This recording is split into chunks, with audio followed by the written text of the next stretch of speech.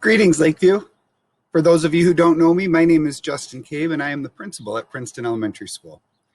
Today, I am here to share with you a book, The Three Little Super Pigs by Claire Evans. One of the things that I love to do the most is read, and I love to read stories that are kind of a spin on stories I already know.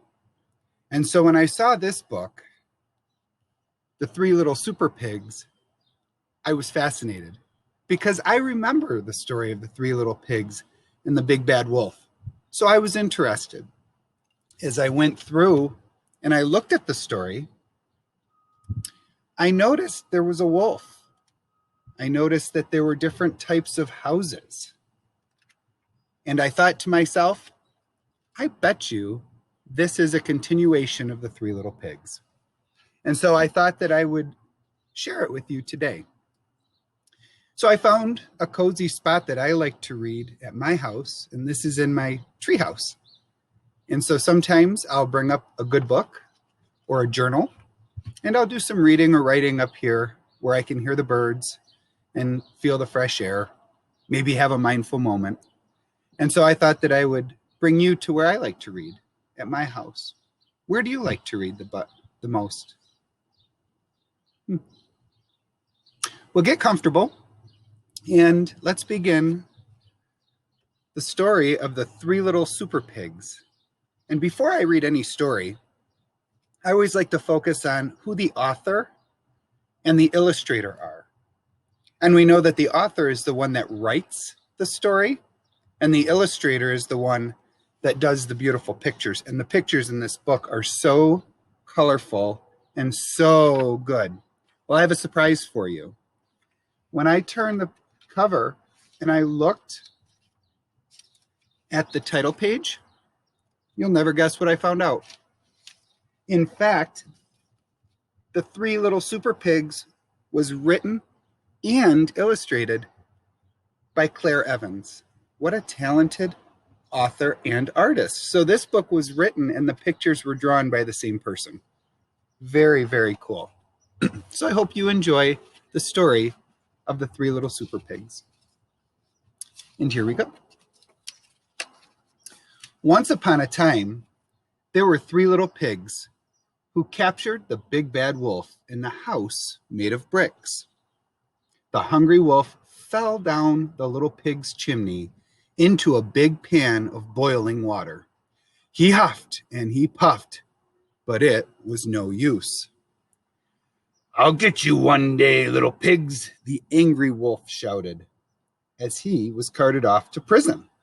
With smiles on their snouts, the three little pigs waved goodbye to the big bad villain.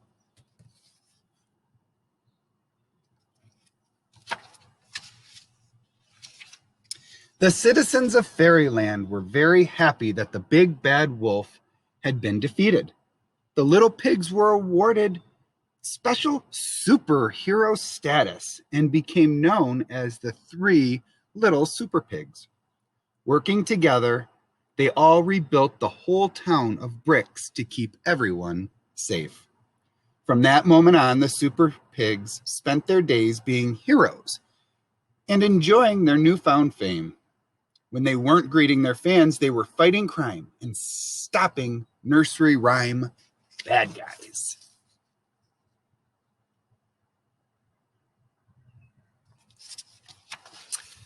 I like that. Stopping nursery rhyme bad guys. Interesting. Meanwhile, deep inside, happily never after prison, the very angry big bad wolf was hungrily plotting his revenge in his cold and dreary cell.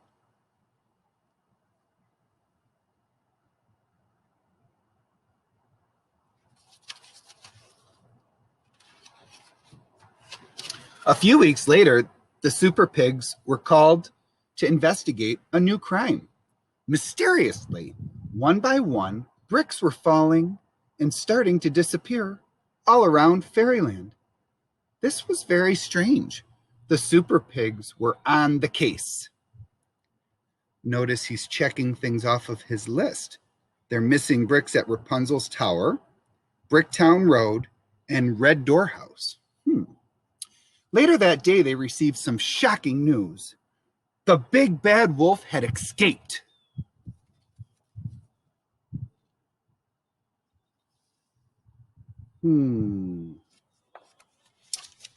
I wonder if the big bad wolf has something to do with the missing bricks. The residents of Fairyland were scared and once again turned to the super pigs for help. Don't worry, the three heroes boasted. We'll find that wolf and make him pay. The three little super pigs hunted high and low, far and wide, long and hard, but the big bad wolf was nowhere to be seen.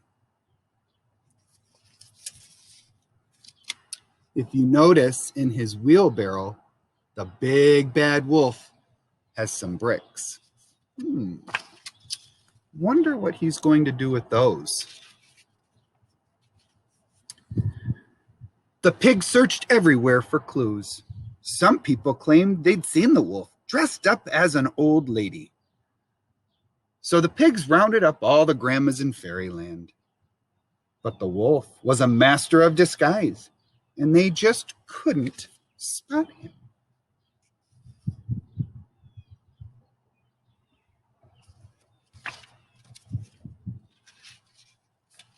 I thought I might have spotted him. Every day, more and more bricks would disappear from Fairyland. As night fell, the whole town locked themselves indoors, too frightened to go out. They hoped the super pigs would find the wolf soon. He was up to something big and bad.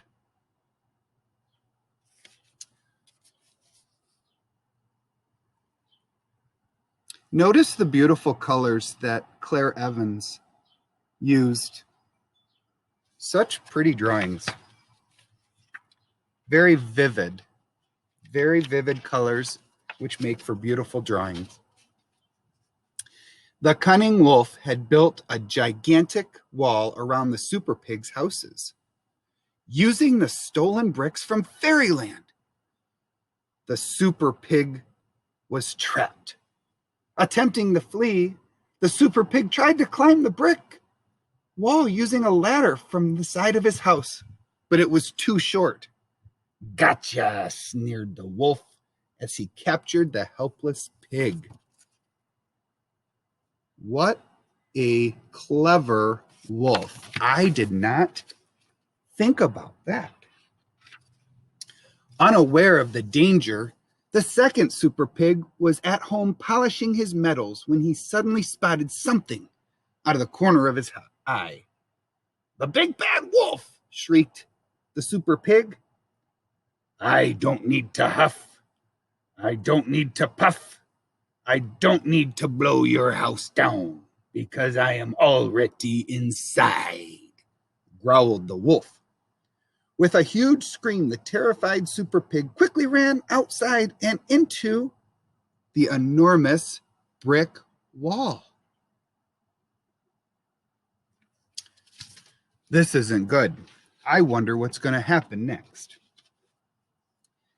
Desperate to escape, the little pig jumped on a nearby trampoline, bouncing as high as he could. But it was no use. Gotcha, boasted the wolf as he caught the pig in his trusty net. 2 down, 1 to go, laughed the wolf as he prepared his delicious meal.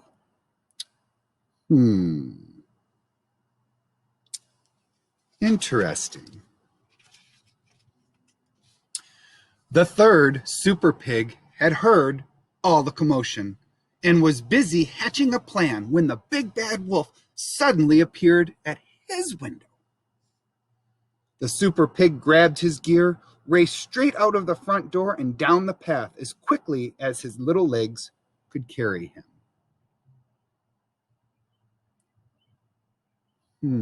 Looks like he was able to get away. Let's see. Working quickly, he freed his captured brothers from their tight pastry blankets, but it was not quick enough. Ah ha ha! There's nowhere to run and nowhere to hide. I've built a wall around your houses, and now you're trapped inside. Laughed the hungry wolf. You're no super pigs. You're my dinner. I don't think so, shouted the third super pig. He whispered to his brothers, Ready, set, let's go. And then in a flash,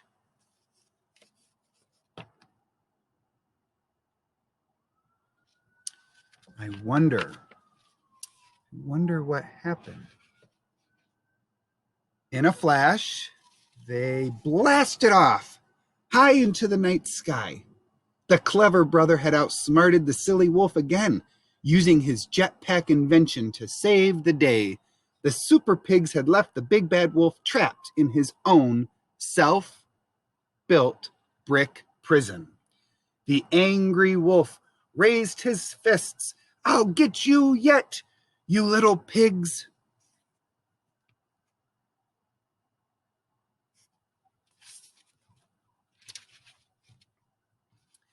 Up in the sky, the three super pigs laughed out loud. You'll never get us, not by the hairs of our chinny chin chins. And down below, the citizens of Fairyland cheered. Wow, pigs really can fly.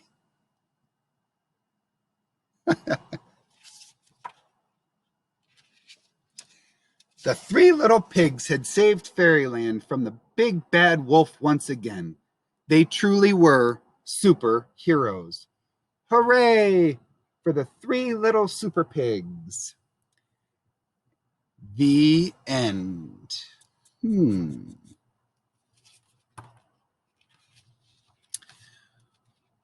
Well, Lakeview, I hope you enjoyed that story. I know I did. And I love hearing new twists to old stories. Did you know something or notice something that I did in the book? When the wolf was in his dark gray prison, he had a stack of colorful books, and he was reading to learn how to be more clever. And at the end of the story, when he was in his own built in prison, he was once again reading to learn how to be more clever again. So I encourage all of you to continue reading while you have a little bit more time at home. Get outside, enjoy the fresh air, and be well and be healthy with your family. Take care, Lakeview. Be well, and we'll see you soon.